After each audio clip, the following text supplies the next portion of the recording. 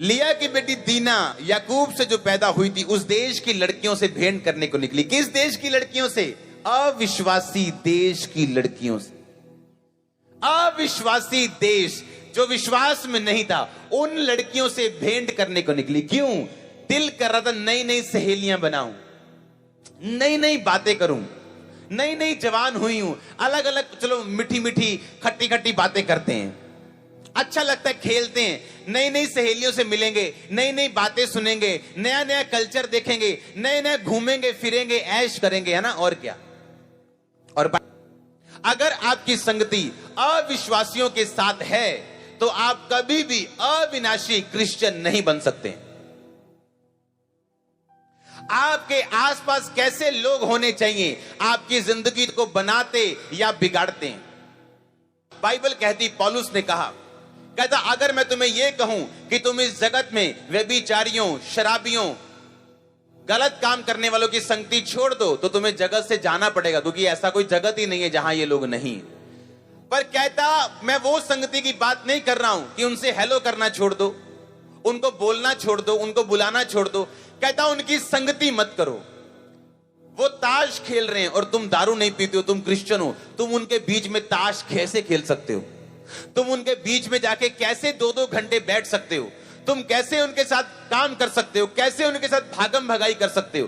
कहता तुम्हारा उनके साथ कोई नाता नहीं, मसीह का बलियाल के साथ कोई नाता नहीं, अंधकार की ज्योति के साथ कोई नाता नहीं, अविश्वासी का विश्वासी से कोई नाता नहीं, उनके साथ आसमान जुए में मत जुतो। बाइबल कहती तुम्हारा अविश्वासी दोस्त हो सकता है, तुम उसे हेलो कर सकते हो, फोन पे बात कर सकते हो, उसको यीशु मसीह के बारे में बता सकते हो, पर उसकी किसी आदत को तुम लेना शुरू कर दोगे अगर तुम ज्यादा उसकी संगति में रहना शुरू कर दोगे तो।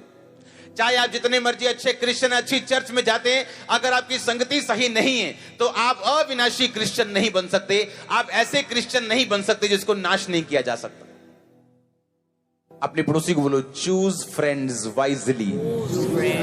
बोल, अपने दोस्त बड़ी बुद्धिमती के साथ, बुद्धिमानी के साथ चुनना। एक सलाह मैं आपको देना चाहता हूं, ध्यान से सुनना। अगर आपके दोस्त अच्छे नहीं, आपकी लाइफ कभी अच्छी नहीं हो सकती। मैं ऐसे लोगों को पर्सनली जानता हूं जिनके दोस्त कभी अच्छे नहीं रहे और खुद वो स्वर्गदूतों को जितना अच्छे हैं। कहने का मतलब उनके जितना अच्छे तो नहीं हो सकते, कहने का मतलब काफी अच्छे हैं दुनिया के हिसाब से। कुछ कमियां हैं उनमें लेकिन अच्छे हैं। पर दोस्त कभी अच्छे नहीं चुने लाइफ में। जब भी चुना शराबी चुना, जब भी चुना फिर शराबी चुना, जब भी चुना खाने वाले चुने, सिर्फ जो खाते हैं। और जिंदगी कभी सेट नहीं। जब तक आपका आसपास सेट नहीं होता आपकी लाइफ सेट नहीं होती। यीशु मसीह ने कहा, पतरस लोग मुझे क्रूस पे चढ़ा देंगे, लोग मुझे मारेंगे और मैं तीसरे दिन जी उठूंगा। पतरस साइड पे ले गया, परमेश्वर को बोलता है, ए प्रभु तेरे साथ कभी ऐसा ना हो, आज के बाद कभी ऐसा मत बोलना। परमेश्वर ने कहा, शैतान मेरे सामने से दूर हो जा। पतरस ने कहा, क्या कहा? शैतान। क्योंकि शैतान जो है वो आपके क्लोज लोगों के माउथ को, उनके मुंह को इस्तेमाल करता है। एक ऐसा व्यक्ति जो खुद शराबी है, आप ज्यादा उसके साथ बैठ के क्या लेंगे? आप शराब पीने के फायदे ही उसके मुंह से सुनेंगे और कुछ नहीं। आपको लगता है एक शराबी है, उसके पास बैठो, 5 मिनट वचन दो, 10 मिनट वचन दो, प्रेयर करो, उसके बाद उठ जाओ। उसको परमेश्वर में आने का मौका दो। खुद अपने आप को मौका ना दो उस शराब में फंसने का। व्यभिचार की काउंसलिंग नहीं करनी। हाँ, गर्लफ्रेंड की काउंसलिंग करने नहीं बैठना। हाँ मैं तुझे बताऊंगा, तू फलानी चर्च जाया कर। चलो कोई नहीं, रूह बच जूगी। एक बहुत रूह हैगियां बचान लई, बहुत बुजुर्ग बैठे हैं बचान लई, पर तू कदी उन्होंने नहीं बचाया। हाँ, जवान तेनू दिख दी है बचान लई। बाइबल में लिखा, व्यभिचार से भागो, भागो वहां से। तुम इतने मजबूत नहीं हो कि तुम वहां खड़े रहोगे और टिके रहोगे। भागो वहां से। अगर तुम्हें लगता है सामने व्यभिचार है, कोई पुट्ठी सीधी हरकत है, अपना मुंह दूसरी तरफ करो। यीशु मसीह ने कहा, शरीर का दिया आंख है। यदि तेरी आंख निर्मल है तो तेरा शरीर पूरा उजाला है। यदि तेरी आंख बुरी है तो तेरा सारा शरीर अंधियारा है। यदि जो उजाला तुझ में है अंधकार हो तो वो अंधकार कैसा बड़ा होगा। एक बार एक स्टोरी थी जो मैं आपको सुनाना चाहता हूं। एक आत्मिक व्यक्ति जो आत्मा में बढ़ रहा था, कहीं घूमने के लिए गया इधर जम्मू वाली साइड, हिमाचल वाली साइड, और वहां पे गोरे लोग बहुत आते हैं उस एरिया में। और जब वो वहां पे गया वो लड़का, तो जो गोरियां लड़कियां थी वो, उन्होंने कपड़े बहुत कम डाले हुए थे। उनकी आदत है कम कपड़े डालती हैं वो। और उस लड़के ने जितनी देर तक वो वहां पे रहा उस एरिया में, सिर्फ गोरियों को नंगा ही देखता रहा। वो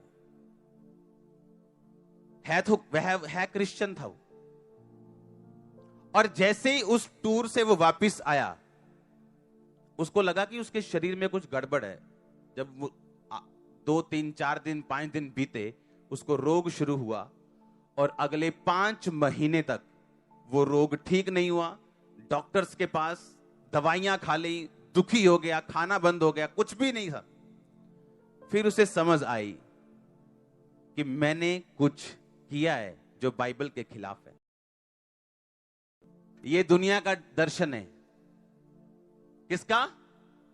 छोटा सा, मेरा बेटा बाहर चला जाए, हम रिटायरमेंट में खुश रहें, ये दुनिया है। क्या है ये? छोटा सा विजन है।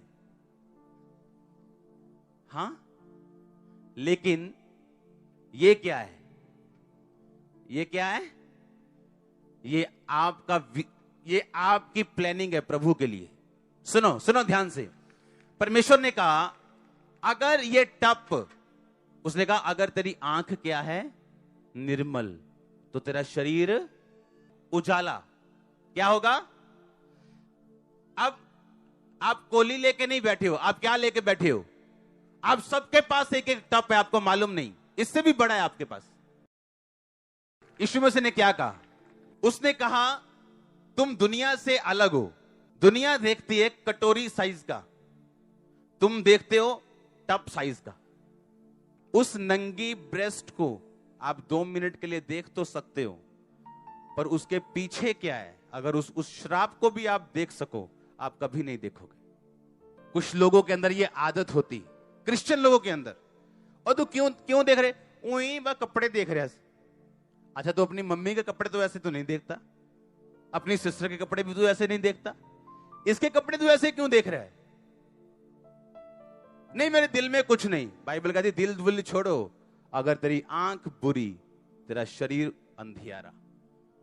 कहता अगर उजाला बड़ा था तो अंधियारा भी क्या होगा? बड़ा होगा। आप लोग छोटा कोली लेके नहीं बैठे हो, आपके लिए बड़ा विजन है, बड़ी ब्लेसिंग है, पर अगर आप उसे करप्ट कर दोगे तो श्राप भी बड़ा होगा।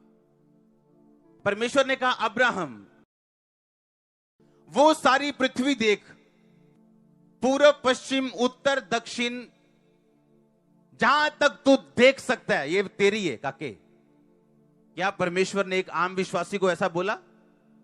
हां, एक आम बंदे को बोला जो उसको जानता नहीं था? बोला कि नहीं बोला? नहीं बोला। उसको क्यों बोला? क्योंकि जब आप परमेश्वर में आते हो, उसका एक बड़ा प्लान है आपकी लाइफ के लिए, पर वो ये चाहता है उस प्लान को आप अंदर की आंख से और बाहर की आंख से भी देख सकें। आप उसको मौका दोगे, शैतान को थोड़ा सा देखोगे, थोड़ा और आगे गए, आप फंस गए, फिर आप और आगे जाओगे।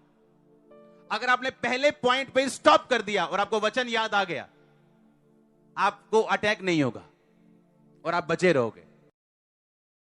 और आपको मालूम है कि ये टाइम वो है जब आप आगे बढ़ सकते हो पाप में या पीछे जा सकते हो। और परमेश्वर भी देखता है ऐसी अपॉर्चुनिटीज, आप उनका यूज कैसे करते हो। आज कुछ लोग इसलिए प्रॉब्लम में नहीं है कि शैतान, इसलिए कि परमेश्वर के वचन को उन्होंने उस बाड़े को तोड़ा है।